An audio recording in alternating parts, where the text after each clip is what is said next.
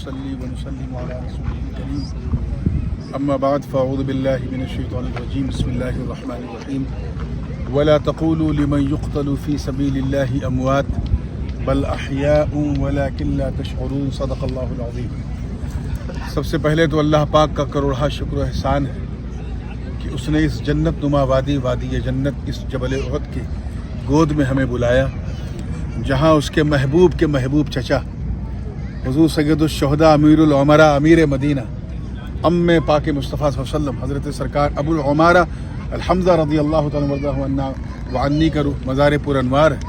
یہ جنگ ہوئی، منافقین نے عبداللہ ابن ابی کی سرپرستی میں کس طرح سے بے وفائی کی، جبل رما کا کیا قصہ ہے، حضرت عبداللہ بن جبیر کا اس میں کیا کردار تھا، اور حضرت سرکار سیدنا حنظلہ رضی اللہ تعالیٰ عنہ نے صدائے الرحیل سن کر اپنی نئی نویلی دلہن کو چھوڑ کر گھوڑے کی ننگی پیٹھ پر بیٹھ کر اپنی جان دی اور جان آفری کے حوالے کی. وہ اسی غزوہ احد کا واقعہ ہے. اسی غزوہ احد کی ایک سگنیفیکنس حضرت سعد بن ابی وقاص رضی اللہ تعالیٰ عنہ کی بھی ہے، جیسا کہ ہمارے زبیر بھائی نے تفصیل سے بتایا.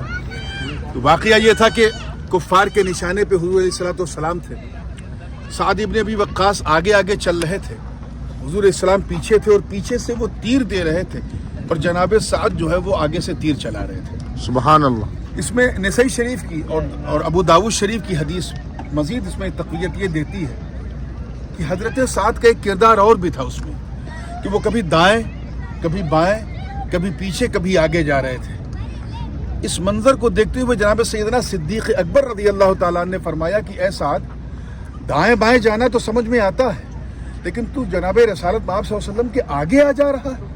کیا تو نے یہ آیت نہیں سنی، لا تقدموا بین یدی اللہ ورسولہ، کہ اللہ اور اس کے رسول کی بارگاہ میں آگے مت بڑھو؟ تو جناب سعد کا وہ جواب سنیں. عرض کرتے ہیں کہ جب مجھے یہ خیال آتا تھا کہ دشمنوں کا کوئی تیر ادھر سے آ رہا ہے تو میں حضور کو بچانے کے لیے داہنی طرف چلا جاتا تھا. جب مجھے یہ خیال آتا تھا کہ ادھر سے تیر آ رہا ہے تو میں لیفٹ طرف چلا جاتا تھا. جب مجھے یہ خیال آتا تھا کہ کوئی دشمن کہیں چھپ کے سرکار کے پیچھے سے حملہ نہ کر رہا ہو بزدلی میں تو میں حضور کے پیچھے چلا جاتا تھا.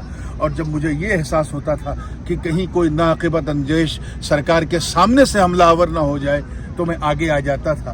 دراصل میں دائیں بائیں نہیں ہو رہا تھا، میں تو شمع رسالت کا پروانہ وار طواف کر رہا تھا، پروانہ وار طواف کر رہا تھا. تو یہ ایک کردار، یہ وہ جملہ تھا جس نے حضرت حضور علیہ السلام کے دل میں ایک ایسا اثر کیا. ہاں، سعد بن وقاص رضی اللہ عنہ، ایسا اثر کیا کہ جناب رسالت مآب صلی اللہ تعالیٰ علیہ وآلہ وسلم نے اسی لہجے میں اسی رو میں کہا، اے سعد، تو مجھے بچانے کے لیے سارے تیروں کو اپنے سینے پہ لے رہا ہے، محمد کے ماں باپ تجھ پہ قربان، فدا کا ابی و امی یا سعد، فدا کا ابی و امی یا سعد. تو اس وقت حضرت سعد نے جب یہ الفاظ زبان نبوت سے سنی تو آپ کے رگ و ریشے میں ایک جان آئی. اور بتاتے ہیں مجاہدین کہ جناب سعد نے ایسے تیر چلائے کہ کمان پہ کمان ٹوٹے جا رہی تھی. اور پھر ان کا یہ جذبہ و احساس دیکھ کے حضور حضرت سعد ابن ابی وقاص کے آگے آ گئے اور کہا، سعد اب بہت ہو گیا، تو اکیلے ہی چلائے گا، میں بھی چلاؤں گا. تو سرکار نے بھی اپنا چلانا شروع کیا. ایک کردار تو یہ. دوسری ایک خاص بات جو میں عرض کرنا چاہ رہا جس کے لیے میں نے روکا، کہ جب 1 سال ہو گیا غزوہ بدر جو ہے، یاد رکھیے گا 2 ہجری میں، سن 3 ہجری یہی تاریخ تھی غزوہ احد کی. حضور علیہ السلام نے اپنے سارے صحابہ کو جمع کیا. یہ واقعہ جو میں سنا رہا ہوں یہ تقریباً 30-40 حدیثوں کا ایک مضمون واقعہ ہے، 30-40 حدیثوں کا آپ کی سہولت کے لیے. سرکار علیہ السلام نے سب کو اکٹھا کیا. جناب ابو ہریرہ رضی اللہ تعالیٰ عنہ کرتے ہیں، لماذا جمعتنا یا رسول اللہ صلی اللہ علیہ وسلم، آپ نے ہمیں کیوں جمع کیا، کیا آج کوئی خاص دن ہے؟ تو سرکار نے فرمایا، اما تشعر، کیا تمہیں نہیں معلوم، ھذا یوم استشہد فیہ اصحاب احد، آج وہ دن ہے جس دن میرے احد کے صحابہ شہید ہوئے. اللہ اکبر. 1 سال ہو گیا تھا. تو صحابہ نے عرض کیا، سرکار کیا آپ نے جمع کیا ہے تو کوئی حکمت ہوگی، معاملہ کیا ہے؟ انطلقوا الی مقابر احد، چلو میرے ساتھ احد کے قبرستان. اللہ اکبر. تو اس زمانے میں احد کی پہچان محض ایک قبرستان کے علاوہ اور کچھ نہ تھی کہ یہ شہدائے احد کا قبرستان ہے. یہاں کچھ مقامی قبریں بھی دائیں بائیں مدفون تھی. جی. چلو وہاں تو مدینہ پاک سے سرکار احد کی طرف اپنے صحابہ کو لے کے چلے، جس کو ہم اپنی زبان میں اگر کہیں عاشقوں کی زبان میں تو ایک جلوس محمدی نکلا۔ ہائے ہائے ہائے، جلوس تو ہم بھی نکالتے ہیں اپنے انڈیا میں، پاکستان میں، لیکن اس جلوس پر تو میں سمجھتا ہوں فرشتے بھی ابر رحمت برسا رہے ہوں گے، جنتی حوریں بھی چلمن خلد ہٹا ہٹا کر رخسار مصطفیٰ کی بلائیں لے رہی ہوں گی کہ اس جلوس کی قیادت خود مصطفیٰ جان رحمت صلی اللہ علیہ وسلم فرماتے ہیں۔ اس جلوس کی خاص بات یہ ہے۔ خیر، جب سرکار قبرستان میں داخل ہوئے تو سرکار نے سلام کیا، السلام علیکم یا اہل القبور من الدیار انتم السابقون ونحن انشاءاللہ بکم لاحقون۔ تو ظاہر سی بات ہے یہ سلام حضور نے کیوں کیا؟ حضور کوئی کام بلا وجہ تو کرتے نہیں، سلام اس لیے کیا کہ حضور کو معلوم ہے کہ میرا یہ سلام قبر میں لیٹے شہداء سن رہے ہیں۔ تو جب غلام اپنے امام کا سلام سن سکتا ہے تو پھر امام اگر اپنے غلاموں کا سلام سنے تو حیرت کیا ہے۔